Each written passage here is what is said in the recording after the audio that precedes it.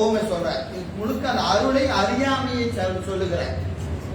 அருளை சொல்ல வரவரு குரட்பா பூரா என்ன சொல்றாரு? அறியாமையை சொல்றாரு. அருளை நாம் அறியாம இருக்கிறோம், அருளை நாம் அறியாது இருக்கிறோம். அது என்னன்னு கேட்டீங்கன்னா, ஒரு எளிமையான ஒரு உதாரணம் சொன்னா உங்களுக்கு புரியும். வேண்டாததை நீக்கினா வேண்டியது கிடைக்கும்.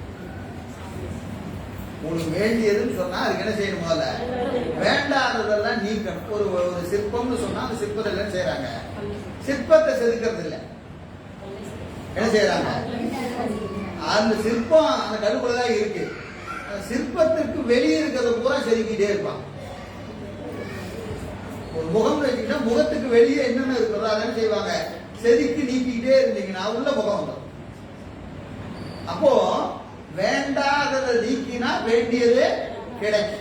ஏன்னா வேண்டியதும் வேண்டாததும் ஒரே இடத்துல இருக்கு, ஒரே இடத்துல இருக்கு. இதுதான் நமக்கு இயமம் நியமம். முதல்ல செய்ய வேண்டியது என்னதுங்க? இயமம் தான். விளக்கு என ஒழித்தல். இயமம் என்பதற்கு என்ன பேருங்க? விளக்கு என ஒழித்தல். நியமம் என்பதற்கு விதித்தன செய்தல். விதித்தன செய்தல். இப்ப நம்ம முதல்ல என்ன செய்வீங்க அப்படின்னா, நீங்க விதித்ததெல்லாம் செய்ய வேண்டாம். என்ன செய்யணும்? முதல்ல விளக்கு என ஒழித்தல். நம்மகிட்ட வேண்டாததை எல்லாம் முதல்ல வெளியே வெளியேற்றிட்டீங்கன்னா உங்களுக்கு வேண்டியது தங்கி நிற்கும். ஏன்னா வேண்டாதது உள்ள வச்சுக்கிட்டு நீங்க என்ன செஞ்சீங்கன்னாலும் அது என்ன செய்யும்? இருக்கிறதையும் கெடுக்கும். புரியுதுங்களா? இப்போ நம்மளுடைய குணம் இருக்கிறது, நல்ல குணமும் இருக்கு, தீய குணமும் இருக்கு. முதல்ல நம்ம செய்ய வேண்டிய நல்ல குணத்தை வளர்த்ததா அப்படின்னு கேட்டா, நீங்க ஒண்ணும் வளர்த்த வேண்டாம். தீய குணத்தை முதல்ல வெளியேற்றுங்க. நம்முடைய எதெல்லாம் வேண்டாம இருக்கிறதோ அதெல்லாம் என்ன செய்யணும்? வெளியே நீக்கினீங்கன்னா நல்ல குணம் தானா சிறக்கும். நீங்க ஒண்ணு அதை வளர்த்தவே வேண்டாம். இதெல்லாம் வெளியே போச்சுன்னா என்ன ஆயிரும்? அது தானா சிறக்கும். அப்போ விளக்கு என ஒழித்தல், விளக்கு என ஒழித்தல், அதுதான் நீங்க இயமம். அதுக்கு என்ன பேரு? இயமம்னு பேர். அதுதான் முதல்ல செய்ய வேண்டியது. நமக்கு நிறைய கேள்வி இருக்குது. நான் பூஜை நல்லா பண்ணணுங்க, நல்லா பாராயணம் பண்ணணுங்க, நான் இப்படி ஆன்மார்த்தமா இப்படி கொடுக்கணும். நீங்க ஒண்ணும் பண்ண வேண்டாம். என்ன செஞ்சா போதும்? முதல்ல நம்முடைய எது வேண்டாது இருக்கு அதையெல்லாம் நீக்கினீங்கன்னா இதெல்லாம் தானா நடக்கும், தானா நடக்கும். அப்போ நம்மை செம்மைப்படுத்த வேண்டும். செம்மையுள் நிற்பராயில் சிவகதி விளை. எப்படி நிக்கணும்? செம்மையில் நிக்கணும். செம்மைன்னா என்ன கூடாது? போல இயமங்களுக்கு உரிய விளக்கினை ஒழித்தெல்லாம் முதல்ல செய்யணும். அதுதான் ரொம்ப அடிப்படையா நம்மை நாம் திருப்பிக் கொள்ள வேண்டும்.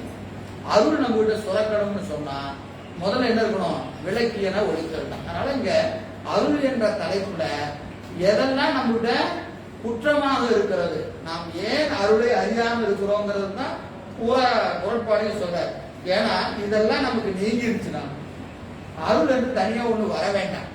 எங்க இருக்கிறோம்? அதான் சொல்லிட்டாரு, நீ அருள்ல தான் இருக்கிற, நீ இப்ப அருள்ல தான் இருக்கிற. இப்ப எதை மாத்தினா போதும்? அருளிலே நாம் இருக்கிறோம் என்பதை நீ அறியணும். அருள்ல இருக்கிறோன்னு அறியணும். அப்போ நம்மகிட்ட என்ன இருக்கு? நம்ம அருளுக்கு வேறா இருக்கிறோம் என்கிற ஒரு உணர்வு நம்மகிட்ட இருக்கு. அந்த உணர்வை தான் நீக்கணும். அந்த உணர்வை நீக்கினாலே போதும். நாம எதுல இருக்கிறோம்? அருளிலே இருக்கிறோம். அதனால இந்த குரட்பா முழுக்க அப்படியே அந்த வரிசைப்படுத்துறார். அது 36 அதை தான் சொல்றாரு.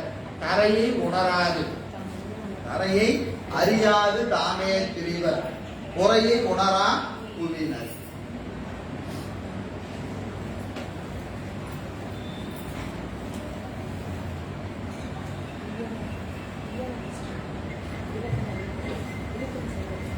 தரையை அறியாது, தரையை அறியாது. ஒரு ஓமை சொல்றாரு. எப்படின்னா, ஒருத்தர் நடந்து போறான். இந்த நடந்து போறவனுக்கு எது ஆதாரம்? தரைதான் ஆதாரம். நடந்து போறவன் இல்ல, உலகத்தில் இருக்கிற எல்லா பொருளுக்கும் ஆதாரம் எது? தரைதான்.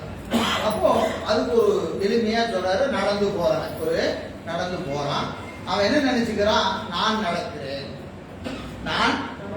வேகமா நடக்கிறேன், இல்ல ஓடுகிறேன் என்று அவன் என்ன செய்யறான்? இந்த நடத்தல் என்ற தொழிலுக்கு தானே அதிகாரி என்று கருதி நிற்கிறான். ஆனா உண்மையில அந்த நடத்தல் தொழில் நடப்பதற்கு ஆதாரமாய் நிற்பது எது? தரைதான். ஏன்னா இவன் நடக்கிறான்னா எங்க வேணாலும் நடக்க முடியுமா? தண்ணீரை விட்டு நடறானா நடக்க முடியுமா? தண்ணீரை விட்டா நடக்க முடியாது. அப்போ இவனுக்கு ஆதாரமாக இருப்பது எது? தரைதான். தரைதான் ஆதாரமாக இருக்கிறது. அதுபோல தானே திரிவர் தரையை அறியாது ஒருவன் இருப்பது போல, யார் நடக்கிற ஒருவன் தரை தனக்கு ஆதாரமாக இருக்கிறது என்பதை அறியாதது போல தாமே திரிவர். தாமே திரிவர். இங்க தாமே என்பது எனக்கு நானே எல்லாவற்றையும் செய்கிறேன், என் செயலுக்கு நான் தான் அதிகாரி. என் செயலுக்கு யாரு காரணம்? நான் தான். நான் ரொம்ப அறிவா இருக்கிறேன், நான் இப்படி செஞ்சேன், நான் அப்படி செஞ்சேன் என்று நான் என்ன செய்கிறேன்? என்னை நான் வியந்து கொள்கிறேன். என்னை நான் வியந்து. அதான் தாமே திரிவர். யாரு? புவி குறையை உணரா. புவி என்பது இங்க உயிர்கள். புவி என்பது உலகத்தை குறித்து, உலகத்தில் இருக்கிற உயிர்களை குறிக்கிறது. உயிர்களை குறித்து குறையை உணரா. குறை என்பது இந்த இடத்துல ஆதாரமாக இருக்கிற அருளை குறை இருக்கிறார். எப்படி தரையில நடக்கிறவன் தரை அறிவதில்லை, அறிகிறான். இப்ப நான் நடக்கிறேன்னு வைத்துக் கொள்ளுங்க. நாம என்ன சொல்றோம்? எப்படி வந்தேன்? நடந்து நானே நடந்து வந்தேன், நானே நடந்து வந்தேன். எனக்காவது தரை தாங்க நான் நடந்து வந்தேன். எனக்காக சொல்லியிருக்கிறோமா வாழ்க்கையில இது வரைக்கும்? சொன்னது ஒருவேளை சித்தாந்த வகுப்புக்கு போனா இப்படிதான் சொல்ல சொல்லியிருக்கிறான் அப்படின்னு நாளைக்கு எப்படியா வந்தேன்? தரை தாங்க நான் நடந்து வந்தேன். நல்லாதான் இருந்தான், நேரம் வரைக்கும் நல்லாதான் இருந்தான். இன்னைக்கு என்னமோ அவனுக்கு ஆயிருச்சு அப்படிதானே சொல்றேன். ஏன்னா இப்படி ஒரு வழக்கமே நமக்கு இல்லை. ஆதாரத்தை முன்னிலைப்படுத்தி பேசுகிற வழக்கு நம்மிடம் இல்லை. ஏன்னா எல்லாரும் எப்படி இருக்கிறாங்களோ அப்படிதான் நாமளும் இருக்கணும். அப்படிதான் இருக்கா இல்லையா? காரணம் இயல்பாகவே நமக்கு எதற்கும் ஆதாரத்தை நாம் நினைப்பதில்லை, ஆதாரத்தை நினைப்பது இல்லை. அது போல இந்த உலகம் தன் செயலுக்கு ஆதாரமாக இருக்கிற ஆன்மாவினுடைய அறிவு, இச்சை, செயல், இந்த மூன்றுக்கும் ஆதாரம் எது? அருள் தான். நமக்கு அறிவு விளங்கணும்னா என்ன இருக்கணும்? அருள் வேண்டும். இச்சை விளங்கணும்னா அருள் வேண்டும். செயல் விளங்கணும்னா அருள் வேண்டும். இப்போ ஆன்மாவினுடைய அறிவு, இச்சை, செயல் ஆகிய மூன்றும் விளங்குவதற்கு ஆதாரமாக இருக்கிற அருளை இந்த உலகம் அறியாது. அருளை உலகம் அறியாது. எது போல? நடப்பவன் நானே நடக்கின்றேன் என்று சொல்லுவது போல